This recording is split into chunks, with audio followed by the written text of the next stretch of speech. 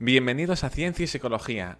Seguramente muchos de vosotros habréis visto a gente durante esta pandemia por la calle que no cumplía medidas de seguridad ante el coronavirus, como por ejemplo que no llevaban la mascarilla o la llevaba mal puesta, gente que no cumplía las distancias de seguridad o incluso gente que ha acudido a fiestas para transmitirse el coronavirus. Y habréis pensado que es precisamente por estas conductas por los que se ha expandido de la manera que lo ha hecho.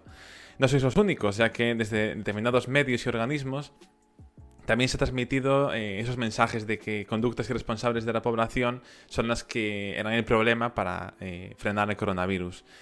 Precisamente, tratando este tema, os traigo una publicación que, como siempre, os dejo en la caja de descripción del vídeo, en la cual los investigadores, aquí en este caso publicada en la British Journal of Social Psychology, ahondan en si precisamente son estas conductas las que el problema principal en esta situación de pandemia. Para ello se centran en el Reino Unido, ven mensajes, por ejemplo, que transmitieron desde el Reino Unido el gobierno o diferentes políticos diciendo que, o justificando la respuesta tardía ante el coronavirus, diciendo que la gente que no cumpliría las medidas de confinamiento, por ejemplo, desde determinados medios también indicando que habría un pánico colectivo por el cual la gente haría conductas irresponsables y egoístas que llevarían a unas consecuencias peores incluso que la pandemia, a nivel de los mercados, de desabastecimiento de bienes o de aumento del crimen.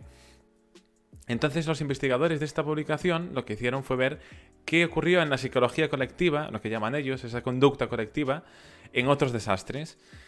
En este vídeo os voy a mostrar solamente un ejemplo, os voy a hablar de uno.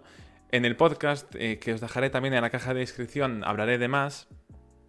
Y en este caso os hablaré sobre el hundimiento del barco MS de Estonia en el 94, en el que murieron más de 800 personas, y que a primera vista, por ejemplo, murieron menos hombres que mujeres, o menos miembros de la tripulación que pasajeros, que nos podría indicar o sugerir que realmente la gente mejor preparada o más fuerte se salvó a sí misma, actuando de forma irresponsable y egoísta.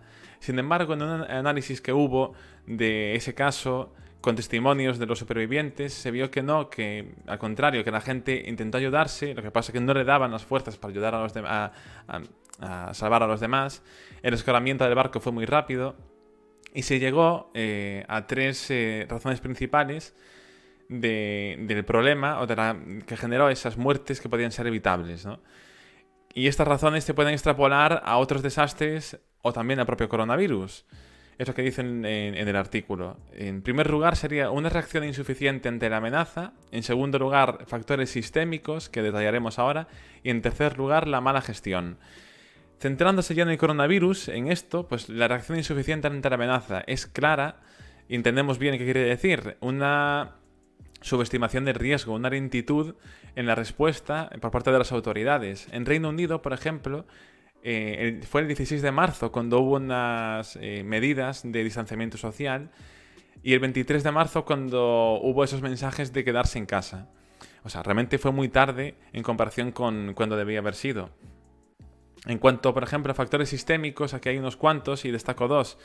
Por ejemplo, desde los políticos, desde los gobiernos de Reino Unido, se culpaba a la gente, por ejemplo, de desabastecer supermercados cuando se vio que en proporción es muy poca gente la que hizo acúmulo de provisiones y se vio que realmente era una falta de planificación. Esto está unido también a esa reacción insuficiente por parte de los organismos que tenían que gestionar, ¿no? Que hubiese un abastecimiento suficiente. También, como factor sistémico más importante que para mí, ¿no?, de los que hablan, es la pobreza, los pocos recursos, porque precisamente esa gente es más vulnerable porque normalmente viven más hacinados, con lo cual, cuanto más gente vive en la casa, más probabilidades hay de contagiarse. También tienen más dificultades para hacer teletrabajo y se exponen a un trabajo en el que hay un contacto y están más expuestos precisamente, ¿no?, con más riesgo de contagiarse. De hecho, son los que más se han contagiado durante esta pandemia. Esto no solamente en esta pandemia de coronavirus, sino que en otros desastres también son los más vulnerables, ¿no? Pues, por ejemplo, en caso de tornados, pues por tener peores casas o de peores materiales, en incendios también que pueden... que son factores que hacen que sea más grave el daño en este grupo, ¿no?, de gente que tiene menos recursos, ¿no? Es un factor fundamental. Y por último, la mala gestión.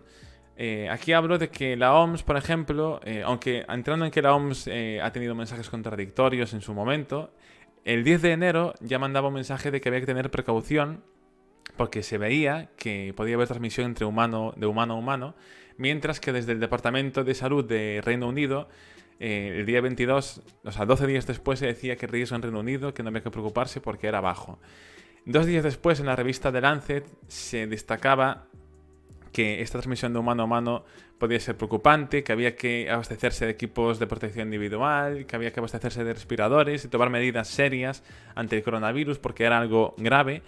Y el mismo día el director médico de Reino Unido decía que el riesgo en Reino Unido que era bajo, que no había que preocuparse de nuevo. De hecho, un ejemplo de esta mala gestión o de esto es que, por ejemplo, el primer caso de contagio dentro de Reino Unido fue el 28 de febrero y no se declaró un riesgo alto hasta el 12 de marzo. O sea, fijaos qué tiempo, espacio hubo. Esto generó que Reino Unido, por ejemplo, a día 12 de mayo, en la primera ola, tuviese más de 30.000 muertos y fuese de los más golpeados por la pandemia en cuanto a tasa de mortalidad. Otro ejemplo de mala gestión fue el fallo comunicativo, ya que los primeros mensajes, ya una vez la pandemia estaba allí, eran centrándose, por ejemplo, en lavarse las manos y no se hacía hincapié en la protección colectiva. Y en este virus es más importante todavía, si cabe, porque el contagio, por ejemplo, en espacios cerrados es cuando más se produce, ¿no? Y no había ese hincapié y los científicos mandaban el mensaje de que tenían que también destacar esa importancia de proteger a los demás. Y eso fue posteriormente, más tarde, por desgracia, cuando hicieron caso a los científicos. De cara al papel que tiene la psicología colectiva, es decir, hemos hablado sobre estos 3 factores principales y de cómo los organismos, los estamentos, lo han incumplido o no han sido eficientes en el COVID. Pero, ¿cómo afecta la conducta colectiva o qué podemos ver en estos desastres o en el coronavirus? Pues, en primer lugar, destaco de lo que he visto en el artículo, que las conductas egoístas son poco frecuentes y en determinadas condiciones muy puntuales. En segundo lugar, sí que es verdad que hay un sesgo optimista y que muchas veces pensamos que no nos va a tocar a nosotros y eso lleva a conductas irresponsables. Pensamos que no nos vamos a contagiar. Y en tercer lugar, la que destaco como más a coalición con el propio artículo, más en línea, es que la información de las autoridades, cuanto más completa y correcta sea, más tiende la población a confiar y a cumplir las medidas. El caso de Nueva Zelanda es un buen ejemplo que hemos visto en otros vídeos. Y pongo entre paréntesis, entre comillas, una frase que dicen literalmente en el artículo sobre la necesidad de tratar a la población con respeto, diciéndoles la información tal cual es y no tratándolas realmente como niños pequeños. Esto lo añado yo, pero me parece importante. Y se ha visto que es mucho más eficaz ser directo con la población y no pensar que van a actuar de forma, como niños pequeños, básicamente.